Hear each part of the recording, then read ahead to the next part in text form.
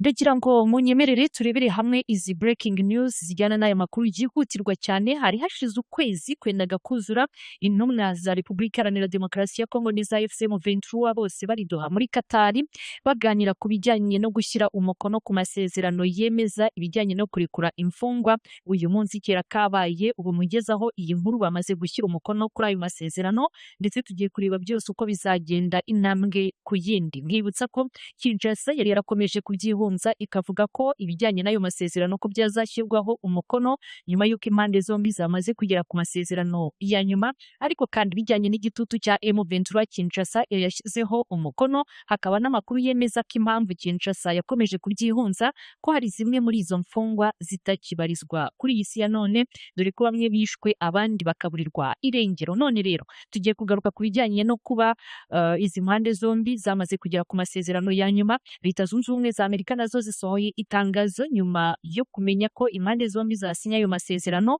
Byose tugiye kubiva imuzi n'imuzingo, nkunda kubigarukaho. Ntabwo nshobora rwose kujya muri Repubulika Iharanira Demokarasi ya Kongo mu gihe mu Rwanda hari amakuru mashya, niyo tuba tugomba kubanza guheraho. Ayo makuru rero nayahe? Ubu tuvugana nyakubahwa Perezida Paul Kagame ageze i Doha muri Katari, aho yakiriwe na Sultan bin Saad bin Sultan Ali Muraishi. Uyu ni Minisitiri w'Ububanyi n'Amahanga wa Leta ya Katari, ni mbere yo guhura na nyiricyubahiro Sheikh Tamim bin Hamad Al Thani.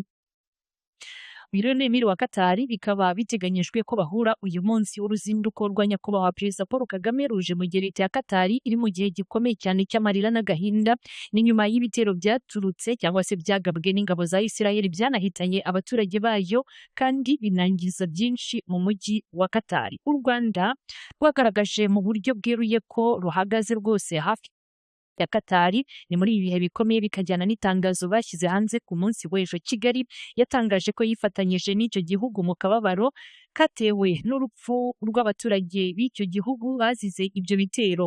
Rwanda kandi ntabwo rwagarukiye aho ngaho, ahubwo rwanamaganye cyane rwose ibikorwa byose byo guhungabanya ubuzima bw'abasivile. Uruzinduko rwa nyakubahwa Perezida Paul Kagame muri iki gihe rukaba rufite ubutumwa bukomeye gushimangira ubufatanye hagati y'ibihugu byombi, ariko nanone no kugaragaza ko u Rwanda ruri ku ruhande rwa Katari ni mu bihe by'akababaro n'ihungabana.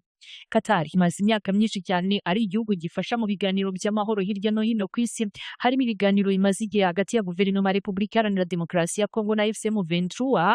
Kuba iki gihugu kibasiwe n'ibitero ni mu gihe ari umuhuza w'amahoro byatumye amahanga menshi yerekana ko gikeneye gukomeza gushyigikirwa no gukurikiranwa. Nyakubahwa Perezida Paul Kagame azwi nk'umwe mu bayobozi b'Abanyafurika bagaragaza ijwi rikomeye ku mahoro ndetse no kurwanya iterabwoba. Akaba amaze igihe kirekire ari inshuti yakadasohoka cyane rwose na Sheikh Tamim bin Hamad Al Thani, aho rero kuri uyu munsi uruzinduko rwe rusobanura byinshi hagati y'ibihugu byombi. Uru ruzinduko rwerekana ko ubufatanye hagati y'u Rwanda na Katari burenze iby'ubukungu n'ubucuruzi ibihugu byombi bisanzwe bifatanya. N'ubutumwa bugaragaza ko ibihugu byombi bihuriye ku ndangagaciro zo kurwanya ibikorwa bihutaza abaturage, gushyigikira amahoro ndetse no kubaka umutekano w'akarere n'uw'isi yose muri rusange. Ni mu gihe Katari iri mu bihe by'akababaro, u Rwanda rwerekanye ko ruri hafi y'icyo gihugu nk'igihugu cy'inshuti kandi gitekereza ku buzima bw'abaturage ba Katari. Natangiye mbigarukaho rero, i Doha byifashe bite? Reka duhite tubiva imuzi n'imuzingo byose. Ni nyuma y'ukwezi cyangwa se ibyumweru byinshi cyane hari ibiganiro bikomeye cyane i Doha muri Katari. Guverinoma ya Repubulika Iharanira Demokarasi ya Kongo hamwe na FCM23 bemeje intambwe nshya ikomeye n'amasezerano yo guhererekanya imfungwa bazafashwamo n'umuryango mpuzamahanga utabara imbabare Red Cross cyangwa se CICR. Aya masezerano yitezweho gufasha kugabanya uburakari ku mpande zombi no guteza imbere urugendo rugana ku mahoro mu burasirazuba bwa Kongo ahamaze imyaka myinshi harangwa intambara, bikajyana n'ubwizerane hagati y'impande zombi. Ibiganiro byari bimaze hafi ukwezi i Doha byibanze ku ngingo eshatu z'ingenzi kandi zikomeye. Iya mbere ni uguhagarika imirwano hagati ya FARDC na FCM23. Hari ugushyiraho uburyo bwo kurekura imfungwa ndetse n'abagizwe ingwate hagati bw'impande zombi kuganira ku masezerano y'amahame principles azaba urufatiro rw'amasezerano arambuye y'amahoro byitezwe ko noneho aribyo biganiro bihita bikurikiraho. Aho ibiganiro byari bigeze, impande zombi zari zarakomeje gucungana mu buryo bukomeye. Guverinoma ya Kinshasa yakunze kugaragaza ko idashaka ibijyanye n'ayo masezerano yo gufungura cyangwa se kurekura imfungwa za M23, ikavuga ko ari abanyabyaha bagomba kubiryozwa. Ni ku rundi ruhande AFC M23 yahoraga ishyira imbere ibijyanye n'uko izo mfungwa zigomba kurekurwa, ni mu rwego rwo kugira ngo ibiganiro bikomeze mu bwizerane, ariko kandi iyi ni intambwe ikomeye kandi iganisha noneho ku mahoro cyangwa se ku biganiro bifite ireme. Ni mu gihe zino mfungwa zarekurwa, n'impamvu nyamukuru AFC M23 yari yarakunze gushyira imbere. Amakuru yagiye acicikana ku mbuga nkoranyambaga ndetse namwe yaturukaga mu bantu b'imbere muri M23 yemezaga ko zimwe mu mfungwa zafashwe na Kinshasa ko zimwe zaba zaraburiwe irengero, ibintu byatumaga umwuka urushaho kuba mubi. Kuwa gatatu tariki ya 10 Nzeri 2025 amakuru nibwo yakomeje kugenda ajya hanze, gusa twakomeje gutegereza ni mu rwego rwo kugira ngo uyu munsi tariki ya 12 noneho tukugezeho amakuru arambuye. Ku itariki 10 n'ubundi ariko umujyanama wa Perezida Trump ku mugabane wa Afurika Mossad Boros yari yatangaje ko ibiganiro bishobora gutanga icyizere. Mu kanya nawe yabigarutseho agaragaza ko Repubulika Iharanira Demokarasi ya Kongo na M23 kera kabaye ko basinye amasezerano yo guhererekanya imfungwa, bikaba ari intambwe ikomeye mu nzira yo kugabanya intambara.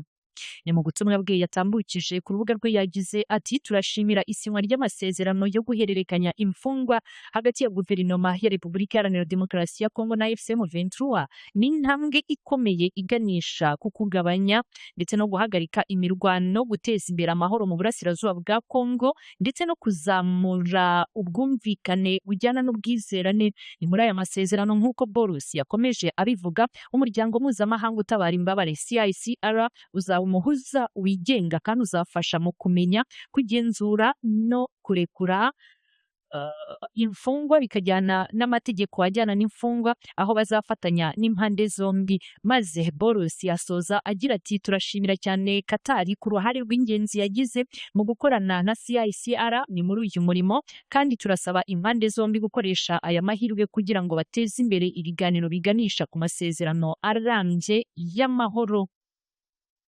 Nk'uko byemejwe na CICR, izaba ikurikirana imigendekere y'iki gikorwa, harimo kumenya imfungwa zose ziri mu maboko ya buri ruhande, hari ukugenzura imiterere n'imibereho y'izo mfungwa ndetse no gufasha mu bikorwa byo kuzikurikirana mu mutekano hagati ya Goma na Kinshasa, cyangwa se ibijyanye n'iyo transition izaba irimo kubaho hagati y'impande zombi ku bijyanye n'izo mfungwa. Qatar yakiriye ibiganiro bya Doha, niyo rero yafashije kugira ngo kino gikorwa gishyirwe mu bikorwa binyuze mu kunga impande zari zimaze igihe kirekire zirebana y'ingwe.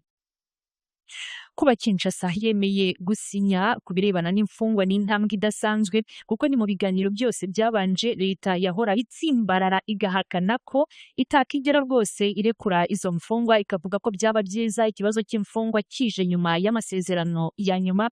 Byari byaragaragajwe nk'ikibazo gikomeye kandi gishobora kudindiza ibiganiro byose. Kuri AFC M23 gusinya kuri iki cyemezo ni ikimenyetso cy'uko amajwi y'abaturage bayo n'imiryango yafashwe nabo noneho ko bashobora kuba bagiye kurekurwa. Ariko se kandi bizashyirwa mu bikorwa? Ese imfungwa zose zizaboneka? Ibyo byose nibyo twakomeza kugenda twitega. Hanyuma rero niki twavuga ko kigiye gukurikiraho? Ubu ngubu twavuga ko urutonde rw'imfungwa CICR igomba gusuzuma no gushyira ku mugaragaro urutonde rw'imfungwa ku ruhande rw'impande zombi. Ni ukuvuga ko CICR igomba kugaragaza urutonde rw'imfungwa Repubulika Iharanira Demokarasi ya Kongo ivuga ko zifitwe na M23, AFC M23 nayo ivuga ko Kinshasa ifunze abagera kuri 700. Ibyo byose bigomba gushyirwa ahagaragara. Hari imyiteguro yo kubarekura. Birateganywa ko hari uburyo bwo kubahiriza ubuzima bw'imfungwa, harimo ubuvuzi, kubahiriza uburenganzira bwa muntu n'ibindi byose. Hari ukuzamura ibiganiro, intambwe ishobora gufungura inzira mu biganiro byagutse bigamije gusoza intambara, hagashyirwaho amasezerano arambuye y'amahoro hagati ya Kinshasa na AFC M23. Byose twavuga ko bizagerwa hari uko impande zombi zamaze kubahiriza ibijyanye n'irekurwa ry'imfungwa. Tugana ku musozo, isinywa ry'aya masezerano twavuga ko rwose ari intsinzi ikomeye cyane ku bijyanye na FCM Ventura, kuko yari yarifuje ko imfungwa zayo zirekurwa mu mahoro. Ni mu rwego rwo kugira ngo ibiganiro by'i Doha bikomeze mu bwuzuzanye n'ubwizerane, nubwo hakiri ikibazo cy'intambara irimo gututumba mu bice bya Uvira, cyane cyane ku ruhande rwa Kinshasa, ishinjwa gukomeza gukwirakwiza imvugo z'urwango. Ni mu gihe Kinshasa nayo ivuga ko M23 yegereye cyane uyu mujyi, ariko kandi iyi ntambwe iratanga icyizere ko intambara ishobora kugabanywa hakubakwa inzira iganisha ku mahoro arambye mu burasirazuba bwa Kongo. Rwanda Updates irakomeza gukurikiranira hafi ibijyanye n'ibi biganiro ndetse n'icyaturuka i Doha muri Qatar. Turakomeza kukibagerezaho ku gihe 5 kuri 5.